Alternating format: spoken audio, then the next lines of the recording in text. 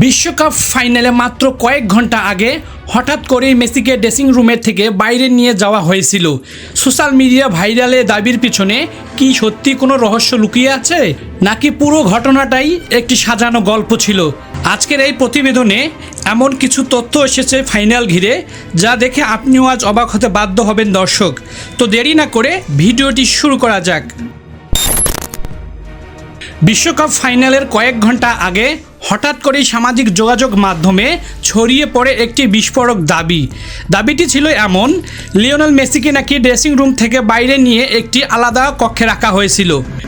সেখানে নাকি তাকে বলা হয় স্পেনের বিরুদ্ধে এই ম্যাচ হারতেই হবে, সেই ফাইনাল ম্যাচে। আর এ ঘটনার সঙ্গে জড়িয়ে দেওয়া হয় ডোনাল্ড ট্রাম্প এবং ফিফার প্রেসিডেন্টের নামও। শুনতে যেন পুরো সিনেমার গল্পের মতোই। কিন্তু প্রশ্ন হলো, সত্যি কি এমন কি ঘটেছিল, নাকি এটি কোনো আরেকটি ভাইরাল হওয়ার গুজব?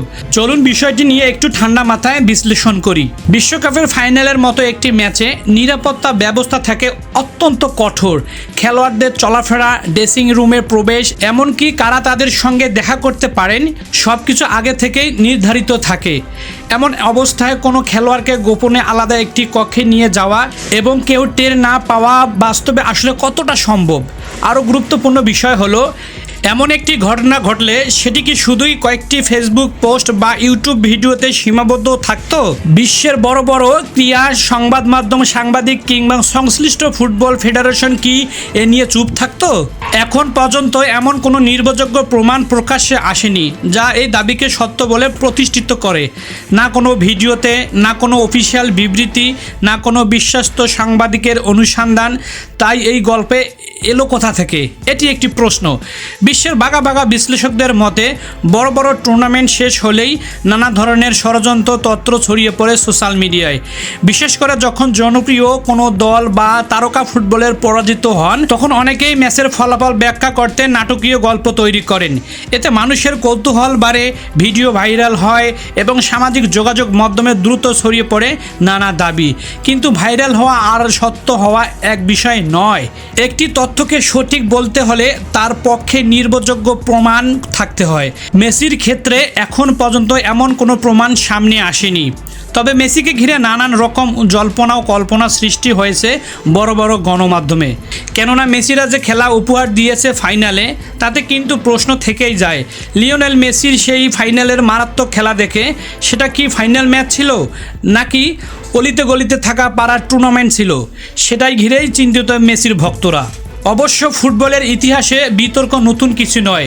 রেফারিং সিদ্ধান্ত, ভিএআর কিংবা পুরস্কার নির্বাচন নিয়ে আলোচনা হয়েছে, ভবিষ্যতেও হবে। কেননা আর্জেন্টিনার ফুটবলাররা যে ম্যাচ উপহার দিয়েছে আর্জেন্টিনা ভক্তদের, তা আসলেই গ্রহণযোগ্য নয়।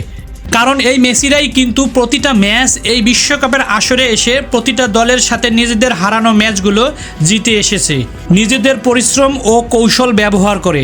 সে আর্জেন্টিনা দলে থাকা ফুটবলের জাদুকর লিওনেল মেসি গোটে বল প্রায় মাঠে মাত্র 7 বার, তাও আবার ফাইনাল ম্যাচে, যা আসলেই অবিশ্বাস্য। তাই তো অনেকেই বলছে খেলার মাঠে নাকি বড় বড় যন্ত্র রাখা হয়েছিল মেসিদের দিকে তাক করে, যা আসলে এখনো সত্য বলে গণ্য হয়নি। তবে প্রশ্ন কিন্তু থেকেই যায়, সেটা কিন্তু আবার সত্যিও হতে পারে। সব গুজব কিন্তু দর্শক গুজব নয়। আর্জেন্টিনা বিশ্বকাপের ফাইনালে ইচ্ছাকৃত হেরেছে। তাদের নাকি নির্দেশ দেওয়া ছিল যে তোমরা যদি ভালো খেলো তাহলে তোমাদের গুলি চালানো হবে। ওই স্টেডিয়ামের ছাদে স্নাইপার রাখা আছে, সেটা দিয়ে তোমাদের টার্গেট করা হচ্ছে। একটুও যদি ভালো খেলো, একটুও যদি গোল দেওয়ার চেষ্টা করো, ব্যাস। কিছু কিছু গুজব শেষে এসে বাস্তবে রূপান্তরিত হয়। তাই তো আপনাদের আরও একটি কথা আজ মনে করে দিতে চাই। সেটি হলো, দর্শক, বিশ্বকাপ শেষ, ট্রফি উঠেছে স্পেনের হাতে, কিন্তু ফুটবল বিশ্বে এখনও থামেনি একটি প্রশ্ন: গোল্ডেন বল কি সত্যি যোগ্য মানুষের হাতে গিয়েছে? ফাইনালে আর্জেন্টিনার স্বপ্ন ভঙ্গ হয়েছে স্পেনের কাছে, কিন্তু হারের মধ্যেও পুরো টুর্নামেন্ট জুড়ে যেন একাই দলকে টেনে নিয়ে গেছেন লিওনেল মেসি। নিজে গোল করেছেন, গোল করিয়েছেন, নেতৃত্ব দিয়েছেন, দলকে পৌঁছে দিয়েছেন ফাইনাল পর্যন্ত। সবাই ধরে নিয়েছিল গোল্ডেন বল এবার মেসিরাই পাবে, কিন্তু ফুটবল সবসময় প্রত্যাশার মতো চলে না।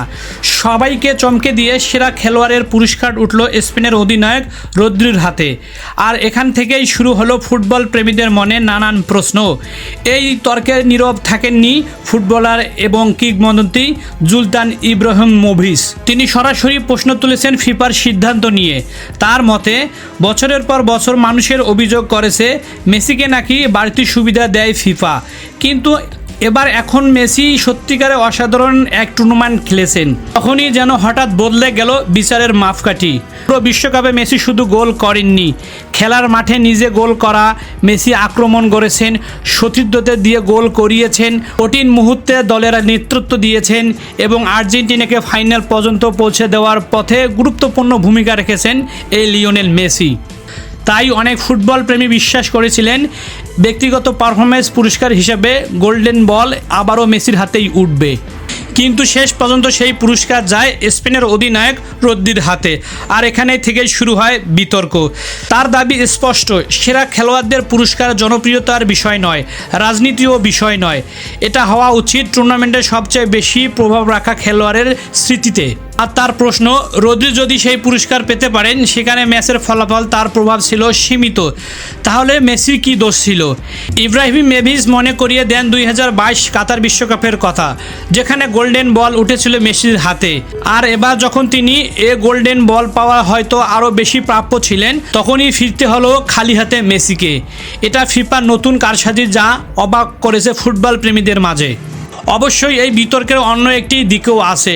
সমালোচকরা বলছেন পুরস্কার নির্ধারণের শুধু ব্যক্তিগত পারফরমেন্স নয়, বিবেচনায় আসে দলের সামগ্রিক ফলাফল, ধারাবাহিকতা আর পরিসংখ্যানও। আর সেই হিসেবে রদ্রির নাম উঠে আসা অযৌক্তিক নয় বলে মনে করেন অনেকে, কিন্তু ফুটবল প্রেমীরা সেটা মানতে পারছে না। তাহলে এই সত্যিটা কি? মেসি কি সত্যিই বঞ্চিত হলেন, নাকি ফুটবল বিশ্ব শুধু একজন কিংবদন্তির প্রতি আবেগ থেকেই এই প্রশ্ন তুলছে? উত্তরটা হয়তো সময় বলে দেবে, কিন্তু ইব্রাহিমোভিচের প্রশ্নটা রয়ে গেল ফুটবল ইতিহাসের পাতায়। সত্যিকারের সেরা খেলোয়াড়রা তাহলে কে ঠিক করে, নিজের ভালো পারফরমেন্স নাকি ফিফার মতো কোনো প্রতিষ্ঠান? দর্শক, মেসি প্রতিটা ম্যাচ ভালো খেলেছেন, তাই এই গোল্ডেন বল আসলে তারই প্রাপ্য ছিল। এ বিষয়ে জানিয়ে দিন আপনাদের মহামূল্যবান মতামত কমেন্ট করে। আর শেষে বলে যেতে চাই, এই মেসিদের সাথে কি সত্যি অবিচার করেছে ফিফার মতো প্রতিষ্ঠান এই ফাইনাল ম্যাচ ঘিরে? তাই ফুটবল প্রেমীদের দাবি এই ম্যাচ পুনরায় আবার হোক, কেননা আর্জেন্টিনা দলের সাথে সেদিন আসলেই ড্রেসিং রুমে কিংবা বাইরে কিছু একটা ঘটেছে, যা আসলেই সবারই এখনও অজানা। কারণ ফুটবলের আবেগ যতই বড় হোক না কেন, সত্য তার চেয়েও বড়। দর্শক, আপনাদের কি মনে হয় এই আর্জেন্টিনাকে সেদিন কিছু একটা করা হয়েছে, আবারও এই পুনরায় বিশ্বকাপ ফাইনাল অনুষ্ঠিত হওয়া কি আসলেই যৌক্তিক কিনা? জানিয়ে দিন আপনাদের মূল্যবান মতামত আমাদেরকে কমেন্ট করে। ভিডিওটি ভালো লাগলে অবশ্যই একটি লাইক দিয়ে আমাদের পাশেই থাকবেন। Desk report, trend news 69।